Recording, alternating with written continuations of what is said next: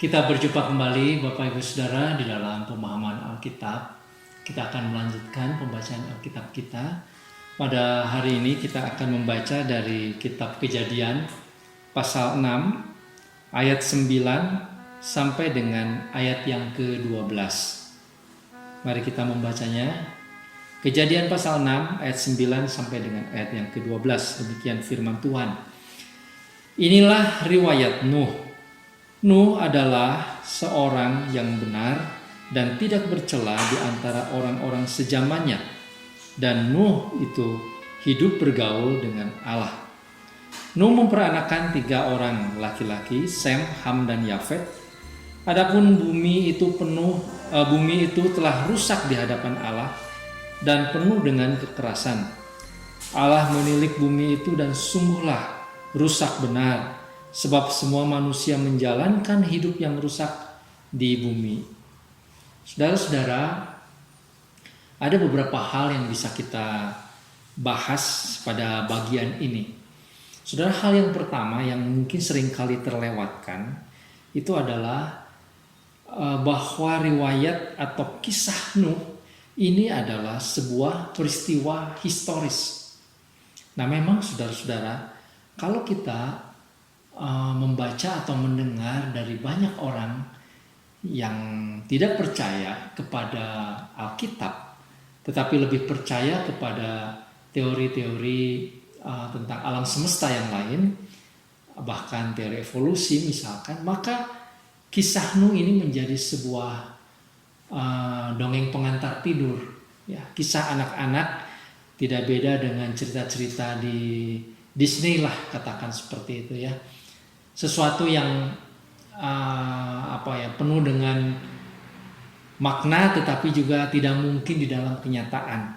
Banyak orang mempertanyakan bagaimana mungkin terjadi air bah, bagaimana mungkin Nuh bisa membuat bahtera yang begitu besar dan lain sebagainya. Juga mengenai pemusnahan manusia, Allah tidak adil dan lain sebagainya. Saudara-saudara, tetapi saya ingin menyampaikan lewat beberapa ayat ini ada hal yang penting yang bisa kita mengerti berdasarkan Alkitab. Yang pertama, saudara-saudara, mengenai kesejarahan atau peristiwa Nuh ini sebagai sebuah peristiwa sejarah, itu yang saya maksud. Saudara, kita bisa melihat dari 2 kata. Yang pertama, saudara-saudara, adalah kata riwayat. Saudara, kalau kita memperhatikan di kitab Kejadian pasal 1 sampai dengan pasal yang ke-50, saudara-saudara, kata riwayat ini atau di dalam bahasa Inggris, di dalam King James Version misalkan, itu dituliskan atau diterjemahkan generations. Nah, saudara, kata riwayat atau generation ini diulang-ulang, saudara-saudara, dituliskan untuk menuliskan semacam silsilah ya, atau kehidupan orang-orang. Mulai dari kitab Kejadian pasal yang kedua, ayat yang keempat, mengenai kejadian bumi ini, saudara-saudara, dikisahkan atau dituliskan inilah riwayat langit dan bumi.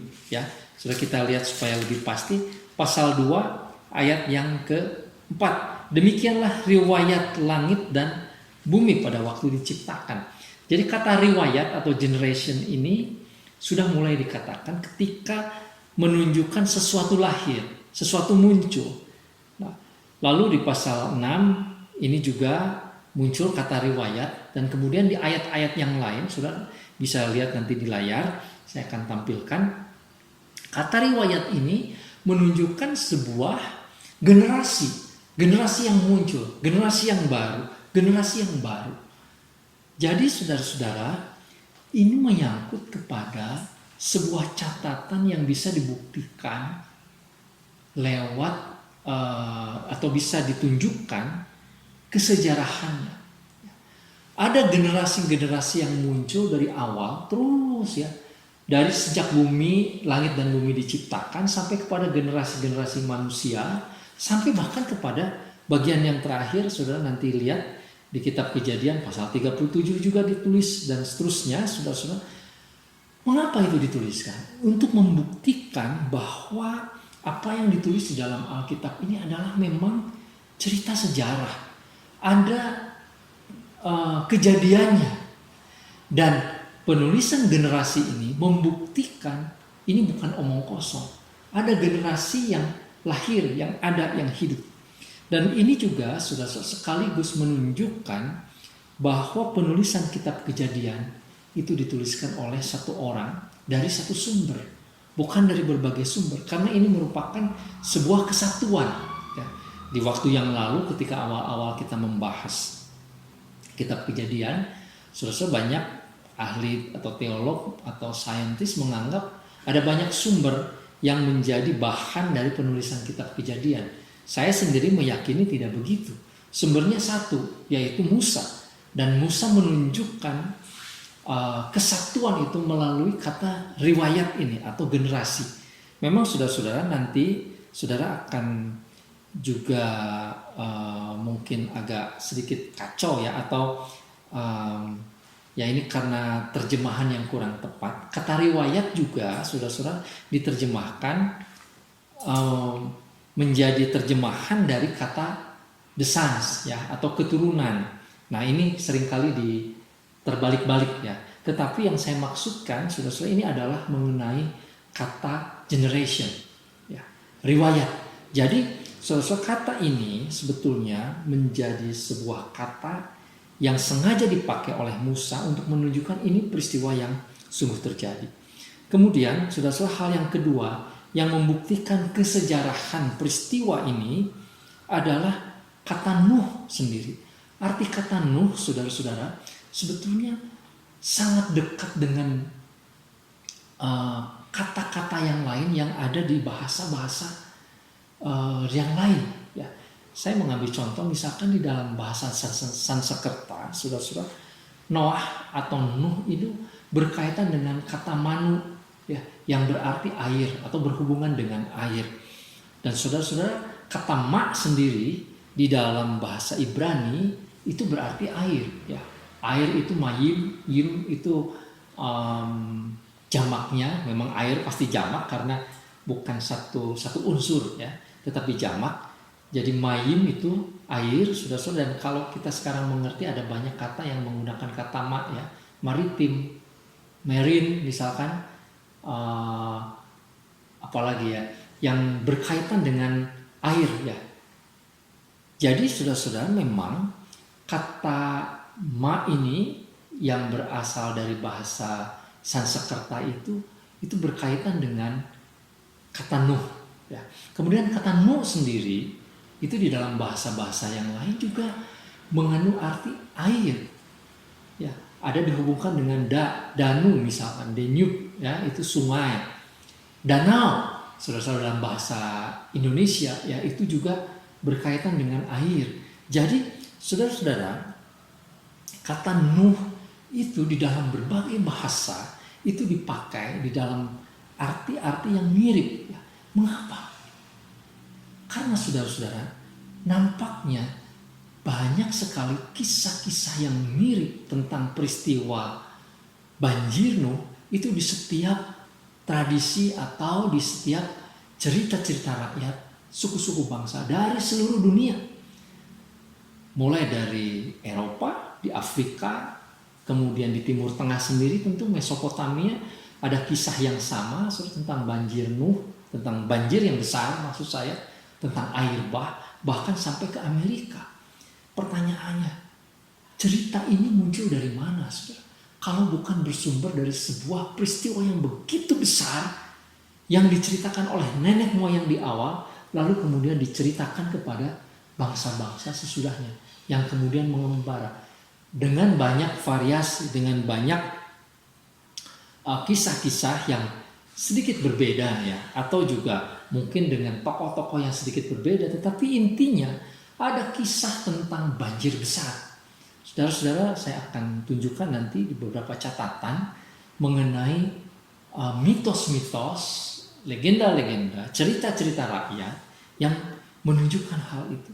Nah, tidak ada saudara-saudara satu peristiwa yang begitu dikenal oleh banyak bangsa di seluruh dunia selain peristiwa ini. Sehingga saudara-saudara, kalau ini tidak bersumber dari sebuah kejadian nyata, tidak mungkin ini menjadi cerita rakyat yang diceritakan terus-menerus. Jadi saudara-saudara, dari dua alasan ini mengenai kata generation dan kemudian nama Nuh sendiri, kita melihat bahwa peristiwa ini adalah peristiwa nyata yang sungguh terjadi, bukan dongeng pengantar tidur anak-anak, bukan juga sekedar cerita yang moralnya tinggi gitu ya, semacam pelajaran supaya kita bisa memiliki moralitas, bukan itu. Tetapi ini memang sebuah peristiwa.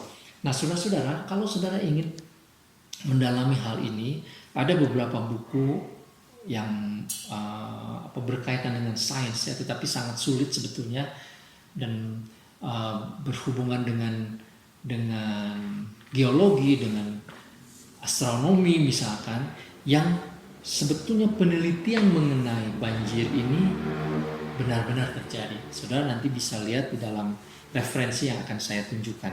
Nah, itu hal yang pertama, saudara, yang bisa kita lihat pada bagian ini. Kemudian hal yang kedua yang sangat penting, saudara-saudara, Nuh itu hidup sebagai orang yang benar dan tidak bercela di antara orang-orang sejamannya. Saudara, ini kalimat yang dahsyat, kalimat yang hebat. Nuh menjadi orang yang benar, bahkan orang yang tidak bercela di antara orang-orang sejamannya. Padahal kalau saudara membaca di ayat sebelumnya, seluruh dunia itu sudah rusak, sudah jahat. Begitu juga digambarkan di dalam ayat yang ke-11. Bumi ini sudah rusak karena apa? Karena semua manusia menjalankan hidup yang rusak di bumi, kecuali Nuh dan keluarganya tentu ya. Jadi saudara-saudara, Nuh adalah orang yang berani tampil beda. Apalagi pada masa 120 tahun terakhir sebelum banjir ini terjadi, Nuh menjadi orang yang berbeda dari yang lain. Saudara-saudara, ini menjadi catatan penting bagi kita. Kalau pada waktu yang lalu saya menyampaikan, saudara-saudara, bahwa apa yang terjadi pada zaman Nuh itu juga yang terjadi pada zaman akhir zaman. Dan kalau akhir zaman ini sudah tidak lama lagi seperti yang kita hadapi, maka saudara dan saya, suka atau tidak, akan menjadi orang yang menjadi mempunyai pengalaman seperti yang Nuh alami. Kita menjadi orang yang berbeda di tengah-tengah dunia yang rusak karena manusia menjalankan hidup yang rusak. Saudara-saudara, kita menjadi minoritas, menjadi betul-betul orang yang berbeda. Bahkan Nuh bersama keluarganya itu hanya 8 orang, menjadi orang yang sangat-sangat berbeda, minoritas. Saudara, karena itu bukan soal agama mana yang paling banyak dianut. Saudara, saya kadang-kadang merasa bukan kecewa ya, mungkin merasa menjadi tidak ada gunanya ketika orang sering membangga-banggakan jumlah orang yang beragama. Misalkan sekarang mayoritas di dunia agamanya apa sih? Agama Kristen dan Katolik misalkan. Saudara, buat apa membanggakan hal itu? Karena itu tidak penting. Catatan hal itu mungkin hanya penting secara politik, penting barangkali secara geografis, penting barangkali sebagai catatan untuk negara. Tetapi saudara-saudara, itu tidak menjadi penting di hadapan Tuhan. Karena pada akhirnya, saudara, yang penting adalah apakah di akhir zaman, di zaman yang bengkok, yang penuh dengan kerusakan ini, ada orang-orang yang hidup tidak bercela, hidup benar seperti Nuh. Dan ini pasti minoritas. Ini pasti sedikit. Ini hanya orang-orang yang sungguh-sungguh dianugerahi oleh Tuhan.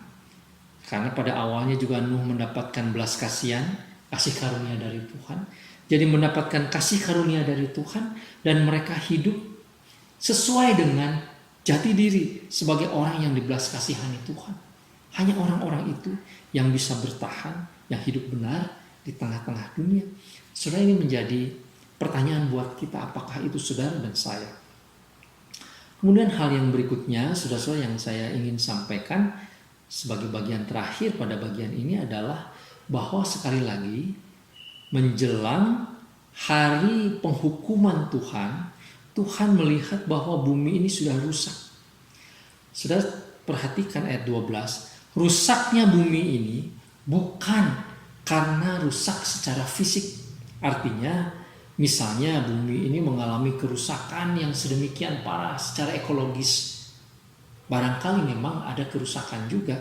Tetapi Alkitab mencatat sungguhlah rusak benar. Jadi benar-benar rusak. Karena sebab manusia menjalankan hidup yang rusak. Jadi saudara-saudara, rusaknya bumi ini disebabkan karena perilaku. Semua perilaku manusia itu rusak. Baik secara moral ataupun mungkin secara sosial. Ya. Nanti akhirnya berimbas kepada gaya hidup, berimbas kepada situasi ekonomi, berimbas kepada situasi kesehatan yang memburuk. Karena manusia pada awalnya mempunyai jalan hidup yang rusak. Saudara-saudara, pada akhir zaman pun akan demikian. Itu yang harus kita perhatikan. Saudara, bagaimana kita menilai zaman ini? Kita jangan menilai zaman ini hanya dilihat dari sisi kemajuan teknologi saja. Ya. Saudara, kemajuan teknologi memang tidak bisa dipungkiri akan semakin mudah. Artificial intelligence ini akan diterapkan di dalam berbagai lini kehidupan. Saya kemarin membaca di Kompas, saudara-saudara, akan ada 5 penerapan yang luar biasa nanti yang akan terjadi. Ya, mulai dari penggunaan robot di berbagai hal, ya, pengepakan di bank, di otomotif dan lain sebagainya. Dan nanti akan semakin banyak, semakin maju di bidang kedokteran dan lain sebagainya. Tetapi kalau manusia menjalankan hidup yang rusak, maka bumi ini saudara-saudara akan rusak juga dan akan diakhiri oleh Tuhan.